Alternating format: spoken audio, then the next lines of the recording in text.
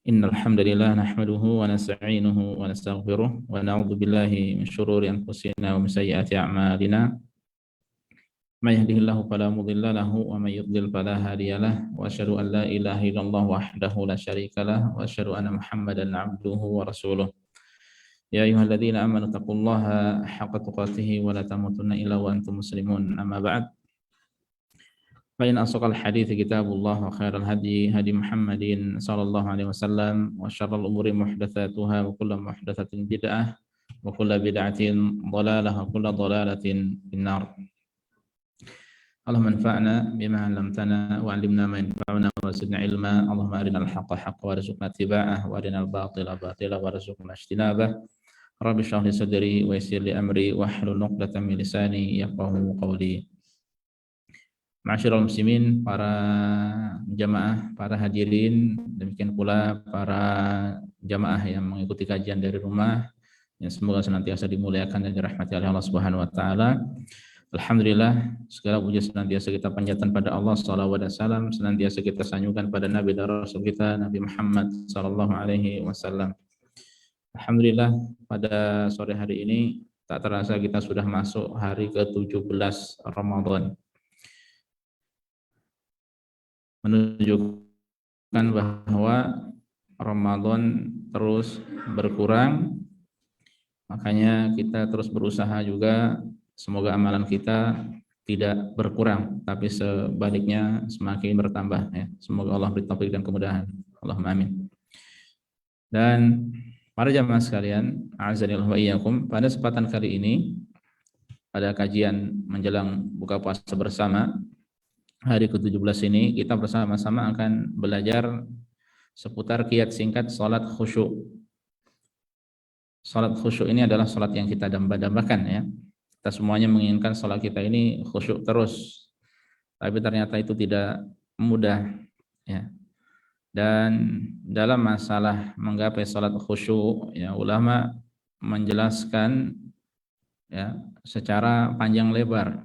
Jadi tidak dalam 1 jam kemudian sholat bisa khusyuk ya. Itu berat sekali. Sebagaimana di sini tertera kiat singkat salat khusyuk pun ini sebenarnya panjang juga jalannya. Ya. Namun kita mohon taufik pada Allah, mohon kemudahan semoga bisa membahas secara ringkas dan ini nanti berseri insyaallah untuk pertemuan atau beberapa pertemuan selanjutnya. Ya, dengan izin Allah kita akan membahas paket yang lebih komplit, yang lebih lengkap ya. Ini kiat singkatnya. Ikhwas sekalian azanillahu wa iyyakum, apa sih khusyuk itu ya? Hakikat khusyuk yaitu secara istilahnya yaitu kelembutan hati, ketenangan dan kehadirannya. Ya, jadi hati yang lembut, hati yang tenang, hati yang hadir saat mengerjakan ketaatan pada Allah Subhanahu wa taala.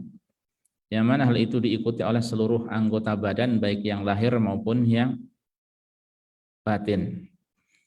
Ini hakikat khusyuk.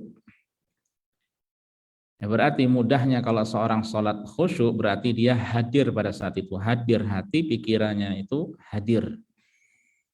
Tidak pergi kemana-mana. Seperti kalau kita di sini taklim, baik yang hadir atau yang di rumah, yang khusyuk itu yang berarti yang hadir secara lahir dan batin. Matanya hadir, hatinya hadir, pikirannya hadir.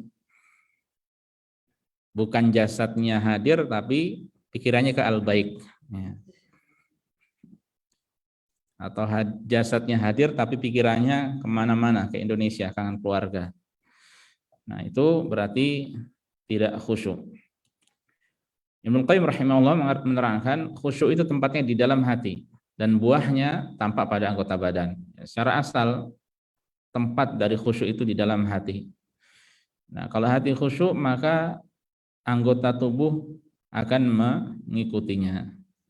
Ini hakikat dari khusyuk. Sekali lagi orang yang sholat yang khusyuk berarti dia itu hadir pada saat itu hatinya, ya, hadir pikirannya, ya, hadir benaknya, ya, sehingga dia bisa fokus dalam beribadah dalam sholatnya. Nah, kemudian ini penting untuk kita ketahui seputar sholat yang berpahala. Ya, jadi tidak semua sholat itu kemudian mendapatkan poin maksimal.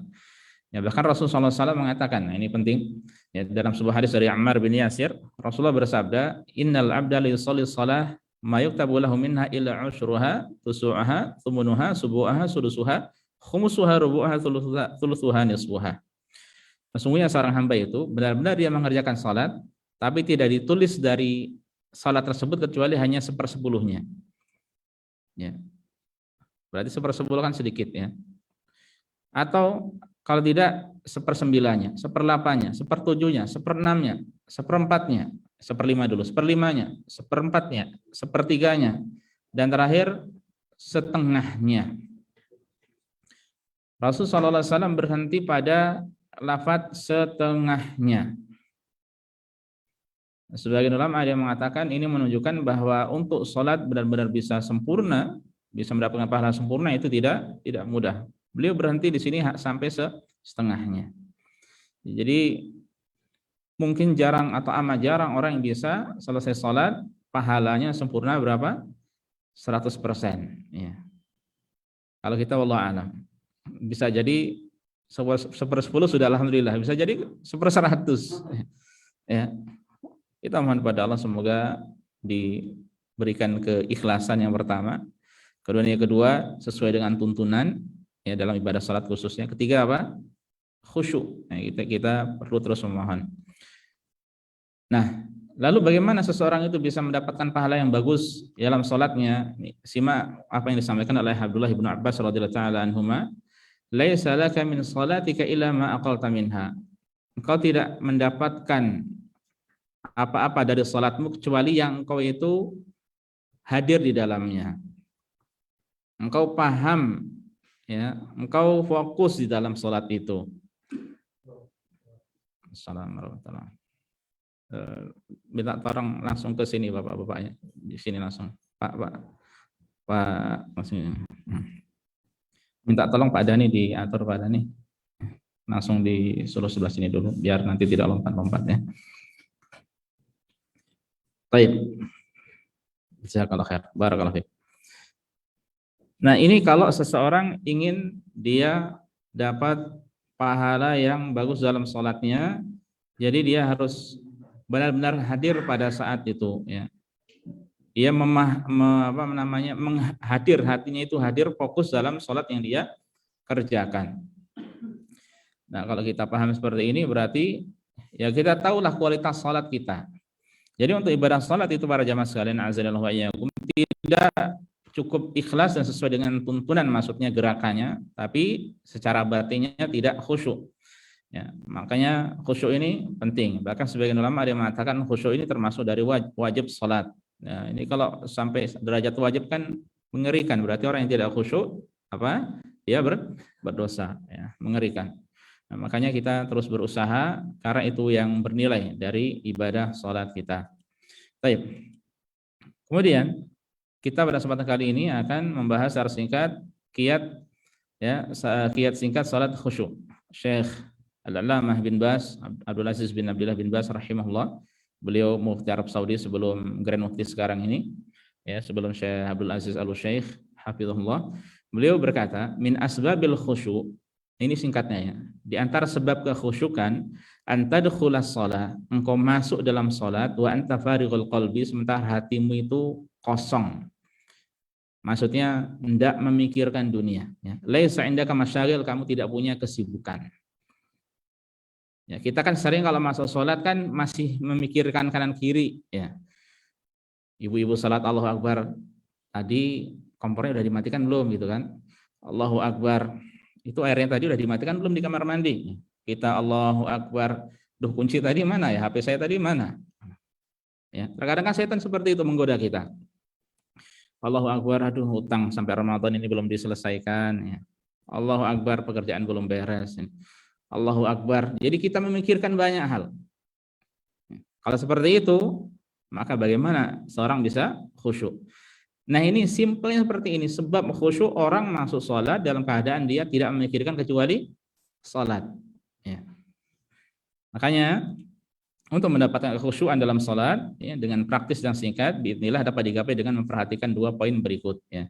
2 poin tersebut yang pertama adalah memperhatikan azan ya. Yang pertama memperhatikan azan ya, dan yang kedua nanti memperhatikan adab-adab menuju salat, adab-adab menuju masjid. Baik, kita masuk yang pertama memperhatikan azan.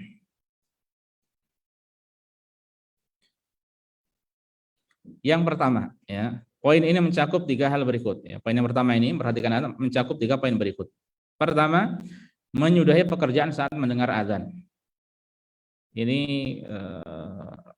dimulai dari sini. Ya, lebih awal maka tentu itu lebih baik.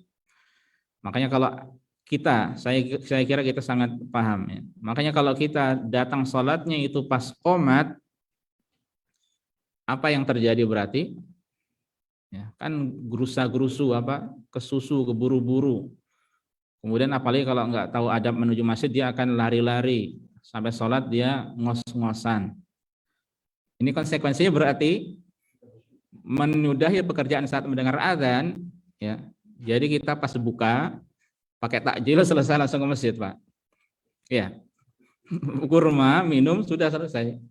Tidak menunggu 15 menit. Siap? Nanti tapi pikirannya antum ke makanan. Nah, itu ada hadis yang lainnya, tidak boleh salat dalam keadaan apa? Makanan sudah disiapkan. Ya. Baik. Nah, menyudahi pekerjaan saat mendengar azan. Kalau Rasulullah SAW dahulu pernah ditanya, ya, maka Nabi SAW yasna' fi baitihi, apa yang biasa Nabi kerjakan di rumahnya? Kata Aisyah, kana yakun fi mihnati ahli. Beliau itu biasa membantu istrinya. Ya, beliau biasa membantu istrinya. Fa idza hadaratis shalah kharaja ila shalah. Tapi kalau sudah tiba waktu salat, beliau langsung tinggalkan pekerjaan itu dan beliau menuju ke salat. Ya, beliau menuju ke masjid. Ya, di riwayat yang lainnya, di riwayat Muslim, adapun di riwayat Nasa'i, kata Aisyah bahkan ya, fa idza sami'al adzan wathaba. Kalau mendengar azan secara asal wathaba ini artinya lompat beliau itu. Kalau kita menerjemahkan apa? Langsung bergegas, bersegera. Ya, ini Nabi Muhammad sallallahu alaihi wasallam. Siap? Nah, ini kalau mau khusyuk ini. Jadi ingat tadi masuk sholat sementara pikiran kita itu fokus pada sholat. Ya. Kalau kita masih sibuk, ya, rasa masih ngitung matematika belum selesai, ya, maka pas Allahu Akbar, oh tadi ketemu hasilnya, ya, itu ketemunya di sholat biasanya. Ya. Baik, ini yang pertama. Kemudian yang kedua, menyimak dan menjawab azan. Ini kita diatur oleh Allah Subhanahu Wa Taala, diajak untuk siap menuju ke sholat. Ya, sehingga kalau ada azan, kita diberitakan untuk menjawab. Hukumnya tidak wajib, tapi itu adalah kebaikan. Ya. Rasulullah SAW mengatakan, "Idza sami'tum nida' faqulu kama yaqulul muadzin." Apabila kalian mendengar seruan azan, maka ucapkanlah sebagaimana apa yang diucapkan oleh muadzin. Ya, ini hadis muttafaqun alaih. Ya, di riwayat Muslim ada syarahnya. Kalau mendengar muadzin Allahu Akbar, kita mengucapkan Allahu Akbar. Kalau dia mengucapkan asyhadu alla ilaha illallah, maka kita ucapkan asyhadu alla ilaha illallah. Kalau kita mendengar dia mengucapkan asyhadu anna Muhammad Rasulullah, kita ikuti juga. Tapi ketika muadzin mengucapkan hayya 'alas shalah, kita membaca atau menjawab la haula wala quwata illa billah. Ya. Kemudian kalau muadzin mengucapkan apa lagi? Allahu Akbar terakhir, maka kita jawab dengan jawaban yang sama. Kalau salat subuh ada tambahan apa? As-salatu khairun minan naum. Bagaimana yang kita ucapkan? Shadaqta wa bararta. Hadisnya tidak sahih.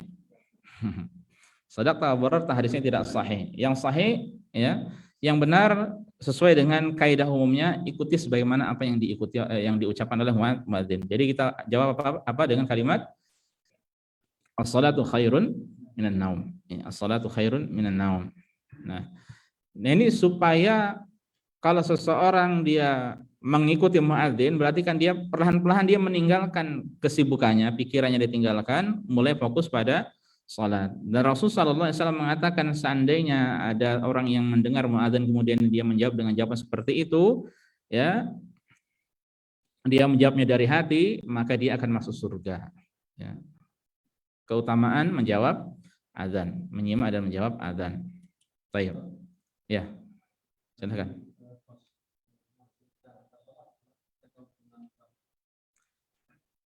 Ada hadisnya.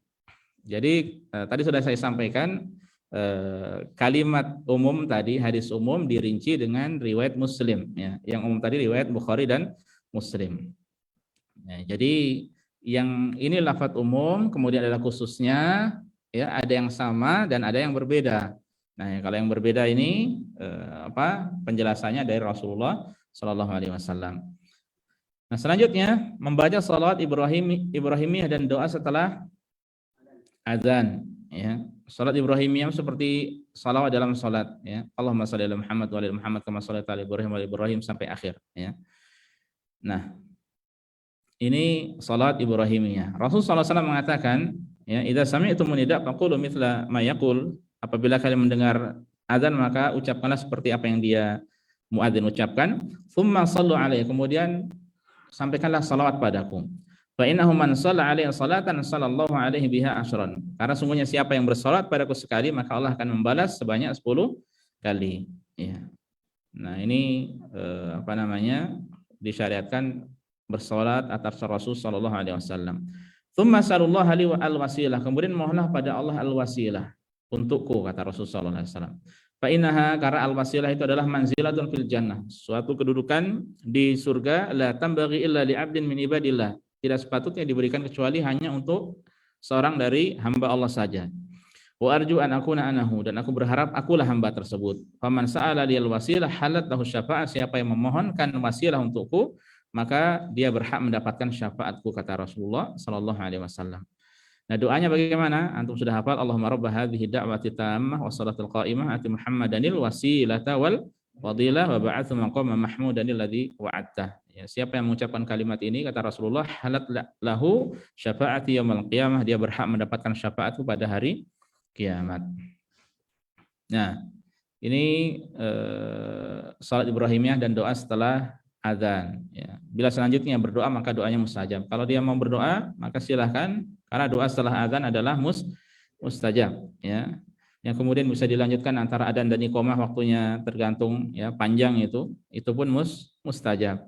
Ya, makanya kalau ada kesempatan antara adzan dan iqamah, antara mana yang lebih utama, membaca Al-Qur'an atau berdoa, ya, kedua-duanya adalah utama, ya, adalah kebaikan, ya, tapi karena itu momennya adalah baik untuk berdoa, kalau saya pribadi lebih mengutamakan apa?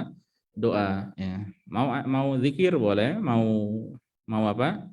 Mau baca Al-Qur'an boleh, ya. Tapi insya Allah yang tidak boleh ditinggalkan, tidak sepatutnya ditinggalkan adalah doa. Ya. Baik, ini poin yang pertama. Jadi kalau kita memperhatikan adzan, ini perlahan-perlahan pikiran kita ini meninggalkan dunia, yang kemudian berusaha untuk fokus ke akhirat. Fokus ke akhirat, ke sholat, ya. Fokus ke sholat. Baik, ini yang pertama. Nah, kemudian poin yang kedua, memperhatikan adab-adab menuju sholat. Adab-adab menuju sholat, ya. Untuk poin kedua ini mencakup 12 poin berikut. Ini kita tidak panjang, ya. Ini kalau di syarah bisa panjang ini. Ada masalah khilaf dan sebagainya juga. Yang pertama, membersihkan mulut dan gigi dengan kayu siwak atau sikat gigi. Ya. Siwak alhamdulillah banyak. Mau pakai pasta gigi, pakai sikat gigi pun boleh, tidak mengapa. Ya. Ini antum membantu kanan kiri antum untuk bisa sholat khusyuk, ya. Antum pun nyaman juga. Nyaman juga. Makanya ketika antum sholat, gigi antum bersih kan enak, ya. Kan enak. Rasulullah SAW mengatakan, laula an asyqa ala ummati la amartuhum bisiwaki inda kulli wudu. Sekiranya tidak memberatkan umatku, niscaya aku akan perintahkan mereka untuk bersiwak, ya, ketika berwudu. Ya. Seandainya tidak memberatkan maka akan terus diperintahkan untuk bersiwak, ya, ketika berwudu. Sebagian ulama mengatakan bersiwak ini sebelum memulai wudunya. Tapi sebagian ulama ada yang berpendapat bersiwaknya itu ketika berkumur. Ya. Jadi pas dia berkumur itu plus sekaligus dibersihkan apanya giginya. Ya, ini kalau pakai siwak masih mudah ya. Kumur kan bisa dibersihkan. Tapi kalau pakai odol agak repot ya. Makanya ada kelebihan untuk siwak itu. Hatta antum bersiwak di masjid kan tidak masalah. Bersiwak di sini tidak masalah. Tapi antum kalau bersiwak, kalau bergosok gigi di sini, masalah tidak? Antum di bandara bersiwak tidak masalah. Gosok gigi di bandara, di depan atau di atas pesawat, di depan kaptennya siwak tidak masalah. Ya. Tapi kalau gosok gigi di depan kaptennya, dikira YouTuber antum. Ya. Apalagi pakai HP, foto-foto video. Ya. Nah ini kita nyaman, bau mulut gigi kita seger itu nyaman untuk beribadah juga nyaman. Baik. Selanjutnya, berwudu dari rumah dan menyempurnakan wudu sesuai tuntunan Nabi Shallallahu Alaihi Wasallam. Kalau anda perhatikan para jamaah sekalian, a'azanillahu wa iyyakum, keutamaan yang didapatkan oleh orang yang menuju ke masjid, salat di masjid, ya, maka antum kalau lihat hadis-hadisnya, wudunya itu bukan di masjid, tapi di mana? Di rumah. Ya. Wudunya tapi di rumah. Saya akan bacakan dua contohnya. Rasulullah SAW menjelaskan dua hadis ya. Salatul rajul fil jama'ati tudha'af ala salatihi fi baitihi wa fi suqihi 25 dhi'fa. Ya, salat seorang yang dilakukan secara berjamaah itu dilipat gandakan ya daripada salatnya di rumahnya atau di tempat di pasarnya sebanyak 25 kali ya. Dalam riwayat yang lainnya 27 kali. Wadzalika, dan itu akan didapatkan idza tawaddaa, apabila dia wudu fa ahsanal wudu, kemudian dia membaguskan wudunya. Jadi berusaha belajar untuk wudu sesuai dengan tuntunan Rasul sallallahu alaihi wasallam. Kemudian tsumma kharaja ilal masjid, kemudian dia keluar menuju masjid. Nah, berarti wudunya bukan di masjid. La yukhriju illa shalah, dia tidak keluar menuju masjid kecuali tujuannya untuk salat ya. Bukan untuk tujuan yang lainnya. Tujuan satu-satunya adalah salat. Kalau sudah seperti ini, lam yakhtu khutwatan ila rufi'at lahu biha darajah. Kalau sudah seperti ini, maka dia melangkah satu langkah, maka dia akan ditinggikan satu derajat. Ya, wa hutta anhu biha khati'ah, akan dihapuskan satu kesalahan. Ya, kesalahannya akan dihapuskan. Fa idza shalla, apabila dia mengerjakan salat, ya, lam tazal al malaikah tusalli alaihi madama fi musallahu. Apabila dia selesai salat, ya, maka atau dia salat, maka malaikat itu akan terus mendoakan kebaikan baginya. Doanya Allahumma shalli alaihi, Allahumma arhamhu. Ya Allah, sampaikan salat padanya. Ini doa atau pujian. Ya, salawat Allah untuk hamba, untuk kita, untuk kaum muslimin, itu artinya Allah menyanjung hamba tersebut, memuji-muji hamba tersebut. Ya. Allah marhamu, ya Allah rahmatilah dia. Ya. Wala yazalu ahadukum fi salatin man tadara salat, dan dia akan senantiasa dalam keadaan salat selama dia menunggu salat. Dari salat tahiyatul masjid menunggu salat wajib, dari salat wajib dia duduk menunggu salat sunnah. Mungkin habis maghrib menunggu sampai salat isya, maka dihitung itu seperti pahala sedang salat. Ya. Nah, untuk perhatikan wudunya di rumah. Makanya para jamaah sekalian, azanillahu wa iyyakum, usahakan kita ketika wudu itu wudu di rumah. Ya. Kalau di kantor salat menuju masjid berarti wudunya di kantor, tidak wudu di mana? Di masjid, di kamar mandi masjid atau tempat wudu masjid. Ya, usahakan demi untuk mendapatkan keutamaan ini. Ini hadis yang pertama riwayat Bukhari. Yang kedua riwayat Muslim. Pernah suatu ketika Utsman bin Affan radhiyallahu taala anhu, sebagaimana diceritakan oleh Humran, budak yang dimerdekakan oleh Utsman, ya, dia wudu, mencontohkan wudu dengan wudu yang bagus. Ya. Kemudian dia berkata, "Ra'aitu Rasulullah sallallahu alaihi wasallam tawaddu'a fa ahsanal wudu, tsumma qala." Aku pernah melihat Rasulullah itu wudu dan memperbagus wudunya. Ya, kemudian beliau bersabda, itu Rasulullah, "Man tawaddu'a hakadha." Siapa yang wudu dengan cara seperti ini, ya. Tsumma kharaja ilal masjid, kemudian dia keluar menuju masjid. Nah, berarti wudunya di mana? Di rumah. Dia keluar menuju masjid, ya. La yanhazu illa shalah. Dia tidak keluar menuju salat, menuju masjid kecuali untuk salat. Ghufira lahu ma khala min dzambih, maka dosa-dosa yang dahulu akan diampuni oleh Allah Subhanahu wa taala, ya. Ini ya ikhwah para jamaah zainal wa iyyakum, keutamaan bagi orang yang sholat ke masjid, ya, sholat di masjid. Yaitu banyak sekali hadis-hadis dari Rasulullah SAW menunjukkan keutamaannya. Jadi ini orang ketika sholat di rumah dia terhalang dari kebaikan-kebaikan yang begitu melimpah ini. Belum lagi sebagian ulama ya menjelaskan bahwa yang sholat berjamaah itu bagi laki-laki adalah apa? Di masjid adalah wajib.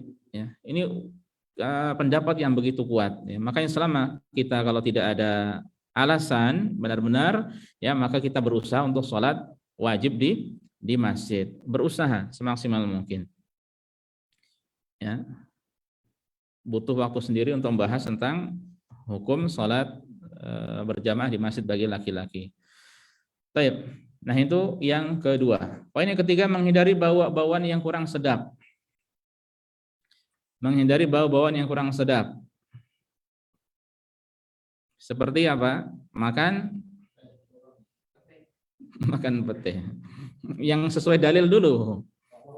Bawang merah, bawang putih, daun bawang, ya, yang kemudian dimasukkan ke situ hal-hal yang serupa dengannya.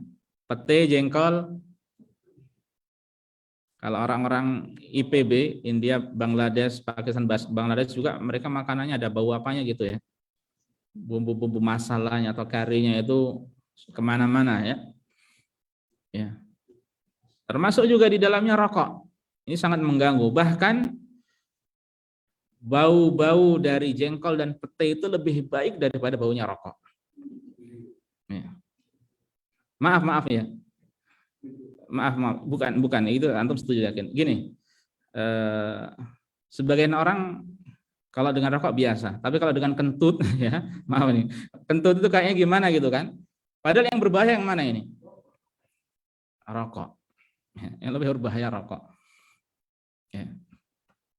Dan sudah sering antum tahu, ya, itu ijma'nya bukan kaum muslimin, hatta orang kafir pun telah berijma', sepakat mereka akan hal tersebut. Ya.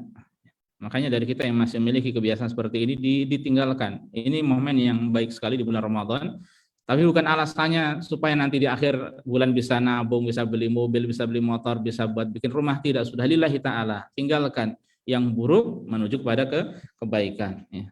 Belum jamin juga orang yang meninggalkan rokok bisa beli motor, Pak ya. Ya. Makanya ada yang berdebat, ya, kamu kalau seandainya tidak merokok, setelah berapa tahun kamu bisa punya mobil. Dijawab sama orang itu yang rokok itu, kamu rokok enggak, mobil kamu mana? Enggak punya mobil ya. Jadi tidak menjamin juga enggak ngerokok punya mobil ya. Baik, jadi meninggalkan kemaksiatan karena Allah Subhanahu wa taala itu termasuk dari khaba'ith, hal yang sangat buruk. Nah, berkaitan dengan masalah menghindari bau-bauan yang kurang sedap, termasuk kita kalau udah dewasa kan bau badannya juga ada, ya, dihilangkan dengan minyak wangi dan seterusnya. Dan nanti ada adabnya itu ya. Rasul mengatakan man akala min hadhihi syajarati yakni athum, siapa yang makan dari pohon ini, tumbuhan ini, yaitu thum itu bawang putih ya. Di riwayat yang lainnya disebutkan bawang putih, bawang merah, dan al-karrat, bawang bakung atau daun bawang. Itu baunya kan segar semuanya itu. Ya. Dan ulama sepakat halal makanan tersebut. Masalahnya itu ketika hendak sholat, ketika hendak menuju masjid. Ya. Fala ya'tiyannal masajid, maka janganlah sekali-kali dia mendatangi masjid-masjid, kata Rasulullah SAW. Ya, makanya sekiranya teman-teman itu dari IPB itu mereka paham seperti ini, ya. Apalagi yang sangat disayangkan mereka terkadang menguap dengan suara yang wah gitu kan. Kebiasaan antum jangan ikut-ikutan ya.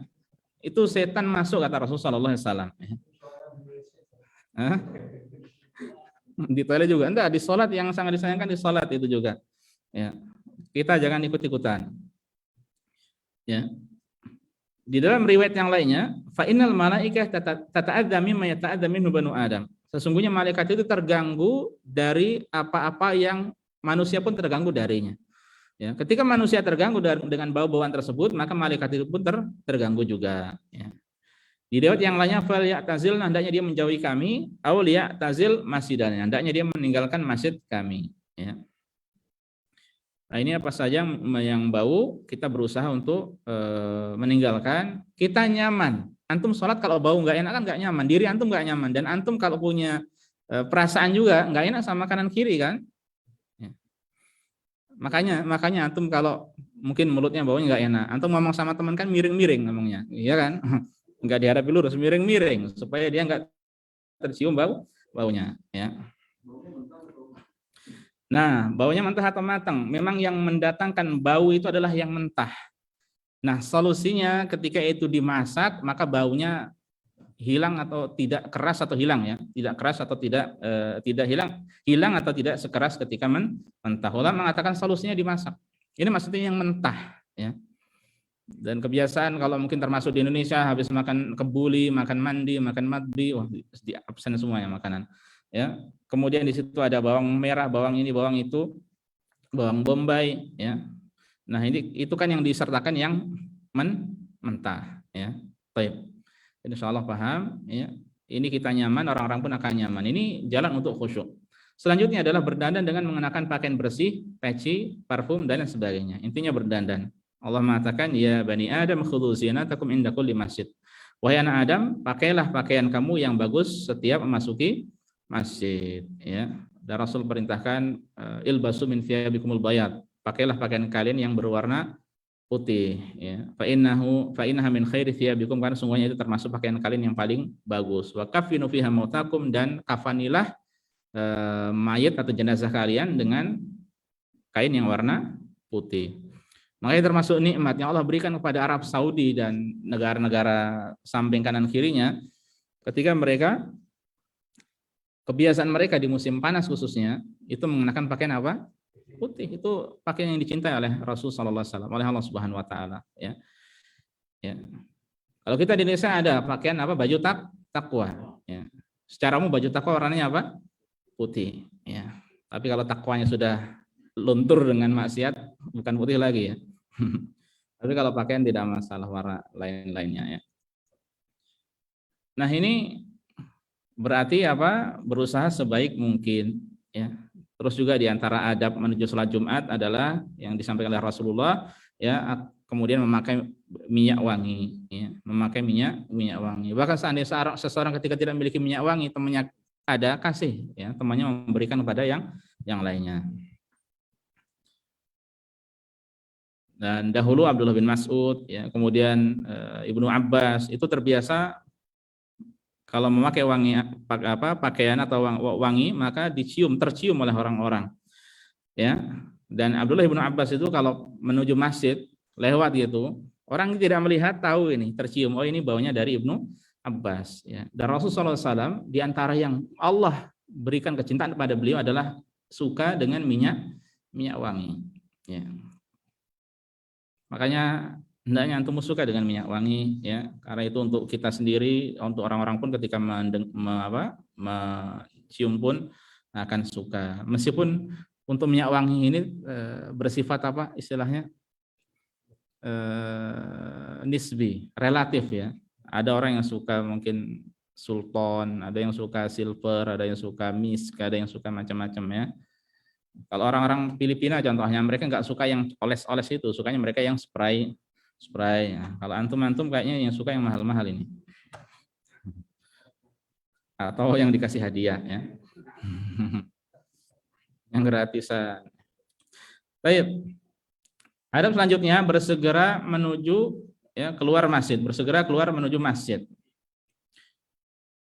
Ya, yang kalau sudah keluar menuju masjid nanti usahakan dapat shaf yang pertama. Rasul mengatakan, "Lau ya'lamun nasu ma fi nida' wa shafil awal, tsumma lam yajidu illa an yastahimu 'alaihi lasahamu." Seandainya orang-orang itu mengetahui keutamaan di balik seruan panggilan adzan dan keutamaan shaf pertama, kemudian mereka tidak mendapatkan jalan kecuali harus dengan diundi, maka mereka akan melakukannya. Menunjukkan keutamaan shaf yang pertama ya. Kemudian juga seandainya seorang terbiasa dapat shaf pertama dan sholat bersama imam ya, dari awal mendapatkan takbiratul ihram bersama imam, kata Rasulullah, "Man shalla lillahi arba'ina yauman fi jamaah." Siapa yang sholat karena Allah selama 40 hari ya, yudrikut takbiratul ula, dia terus mendapatkan takbir pertama, takbiratul ihram bersama imam. Kutibat lahu bara'atan, dia akan dituliskan terbebas dari dua hal. Pertama, bara'atun minan nar, terbebas dari api neraka. Yang kedua, bara'atun minan nifaq, terbebas dari dari sifat munafik. 40 hari lillahi ta'ala mendapatkan takbiratul ihram. Ya. Kalau lingkungan kondisif, pekerjaan dekat kantor dengan masjid, dekat masjid, ya, maka ini mudah. Anak-anak pondok pesantren mudah mendapatkan seperti ini. Ya. Ya, ini kita berusaha, bukan berarti tidak bisa. Tapi bukan berarti ketika sudah 40 hari, kemudian antum santai, udah terbebas dari api neraka. Jalannya seperti apa gitu ya. Enggak, sama aja. Kita nggak tahu yang pertama, man shalla lillah. Siapa yang salat benar-benar karena Allah. Nah, itu yang berat, kita tidak tahu. Ya. Nah, jadi ini kunci dari bersegera. Ya, kunci untuk mendapatkan kasus pertama adalah dengan bersegera. Tapi termasuk sebagian orang yang keliru, dia sudah cepat-cepat masuk mungkin pertama, tapi setelah selesai salat 2 rakaat duduknya paling akhir, gitu kan? Ini terhalang dari kebaikan orang seperti ini ya. Dia tidak berdosa tapi terhalang dari kebaikan. Selanjutnya, membaca doa saat keluar rumah, ketika menuju masjid dan saat masuk masjid. Doa ketika keluar rumah, ya. Ini ada 2 ya. Yang pertama antum mungkin banyak yang belum hafal atau sebagian yang hafal. Allahumma inni a'udzubika an adil au udhal au azil au uzal au adlim au udlam au ajhal au yujhal alayya. Ini memohon perlindungan pada Allah dari kesesatan dan disesatkan, kesalahan dan ditujukan kekeliruan, kesalahan padanya, menzalimi orang lain atau dizalimi, melakukan kejahilan atau dituduhkan perbuatan yang jahil kepadanya. Ya mungkin antum tahu, bismillahi tawakkaltu 'ala Allah la haula wala quwata illa billah. Nah, ini mohon pada Allah, tawakal. Ini semuanya ikhlas sekalian, doa-doa ini kan antum fokus, ini membantu nanti untuk fokus juga dalam melakukan ibadah-ibadah yang lainnya. Apalagi ketika menuju masjid, dia kemudian doa menuju masjid, ya kemudian dia juga doa yang lainnya, ya supaya membantu bisa khusyuk pada Allah. Nah, ini bisa bagus juga, ya. Adapun doa menuju masjid ini panjang, ya. Ada beberapa periwayatan dan ada ulama yang mengumpulkan juga. Mudahnya untuk bisa lihat Hisnul Muslim, ya, di mana Rasulullah SAW meminta cahaya, ya, cahaya di hati, di lisan dan sebagainya. Ini panjang, ya. Allahumma ja'al fi qalbi nura, fi lisani nura, wa ja'al fi sam'i nura, wa ja'al fi basari nura, wa ja'al min khalfi nura, wa min amami nura, wa ja'al min fawqi nura, wa min tahti nura, Allahumma a'tin nura. Semuanya cahaya.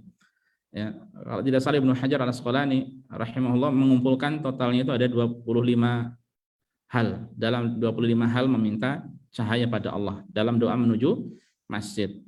Nah, ini dihafalkan juga. Kemudian doa masuk masjid antum sudah hafal, ya, Allahumma ftahli abwaaba rahmatik, ya. Atau didahulu dengan apa sebelumnya?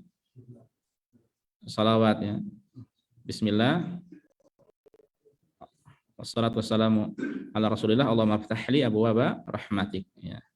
Ini semuanya kalau antum membaca ini kan butuh fokus juga, ya. Makanya ini membantu juga untuk khusyuk. Baik, selanjutnya mendahulukan kaki kanan saat masuk masjid. Ini pun butuh fokus juga loh. Kalau antum tidak fokus masuk masjid, terkadang masuk dengan kaki kiri, keluar terkadang dengan kaki kanan. Padahal sebaiknya kanan ketika masuk, keluar yang kiri, ya. Saya kira paham insya Allah ini, ya. Baik, selanjutnya ini keberapa itu? Ke-7, ya. 7. Ke-8 sekarang. Berjalan dengan santai, tidak tergesa-gesa, apalagi berlari, ya. Kalau orang datang di awal waktu maka dia santai, ya. Tapi kalau ya kayak kita ini habis makan di sini kemudian mau menuju sholat, ya terkadang tergesa-gesa, ya. Ya, sudah iqamah atau bagaimana. Makanya kita enaknya ini setelah takjil 1 buah kurma, air langsung ke bawah. Sepakat? Kayaknya enggak khusus semuanya nanti. Karena perutnya kosong, ya. Baik, uzur berarti, ya. Makanya sebaiknya memang imamnya disuruh 25 menit, ya. Adzan iqamahnya. Baik. Rasulullah SAW mengatakan, "Idza sami'tum bil iqamah famshu ila shalah." Kalau kalian mendengar iqamah maka berjalannya menuju salat. Wa alaikum bis sakinah wal waqar. Ya, hendaknya kalian itu tenang dan berkarisma, berwibawa. Wala tusri'u, tidak perlu buru-buru. Fama adraktum fasallu wa ma fatakum fa'atimu. Apa yang kalian dapatkan maka salatlah, apa yang terlewatkan maka sempurnakanlah. Dilanjutkan nanti kalau memang terlewat. Ini juga membantu untuk khusyuk. Ya, berbeda kalau orang sampai lari-lari, kemudian sampai masuk sholat dalam keadaan ngos-ngosan, ya tidak bisa khusyuk antum. Ya, tidak bisa khusyuk, apalagi perut mungkin habis diisi, ya, itu bisa terganggu lagi. Baik, selanjutnya. Tidak menjalin antara jari jemari tangan saat menuju masjid, saat berada di dalam masjid dan ketika sedang sholat. Menjalin jari jemari gimana? Nah, ini ada larangan ya. Ini makruh hukumnya ketika antum menuju sholat. Ya. Rasulullah SAW mengatakan, "Idza tawadda'a ahadukum fa ahsana wudu'ahu." Apabila seorang dari kalian wudu kemudian dia membaguskan wudunya, tsumma kharaja 'amidan ilal masjid, kemudian dia keluar menuju masjid, fala yushabbikanna yadayhi, maka janganlah dia sekali-kali menjalin antara jari jemarinya. Fa innahu fi shalat, karena sungguhnya dia ya dalam keadaan sedang salat. Orang menuju salat ya subhanallah dinilai seperti orang yang sedang salat. Ya, makanya ketika menuju masjid jangan seperti ini, ketika di masjid menunggu sholat jangan seperti ini, ketika sholat juga jangan seperti ini. Sebagian ulama ada yang mengatakan kalau setelah sholat bagaimana, nggak ada sholat lagi nanti. Sebagian ada yang tidak mengapa. Ya, sebagian ada yang mengatakan kalau ada hajat tidak mengapa. Ya. Sebagian mengatakan ini larangannya umum. Ya. Wallahu a'lam. Mana yang benar? Ya. Dari keduanya. Baik.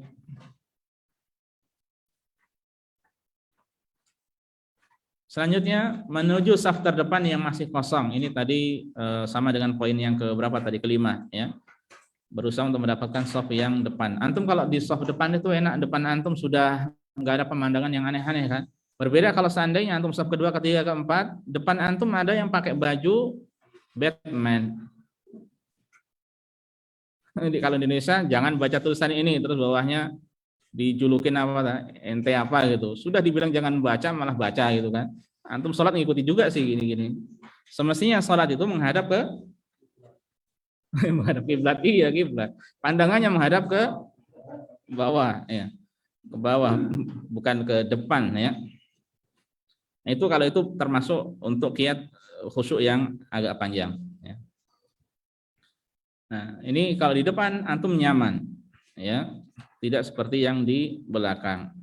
Baik, selanjutnya poin sebelum terakhir, menuju shaf terdepan, mengerjakan salat tahiyatul masjid dan salat sunnah rawatib. Rasul mengatakan idza dakhala ahadukumul masjid fala yajlis hatta yarka' rak'atain. Apabila seorang dari kalian masuk masjid maka janganlah dia duduk hingga dia mengerjakan salat 2 rakaat. Ini ibaratnya sebagai pemanasan sebelum antum mengerjakan salat yang wajib. Ya, ibaratnya seperti pemanasan sebelum antum mengerjakan salat yang wajib.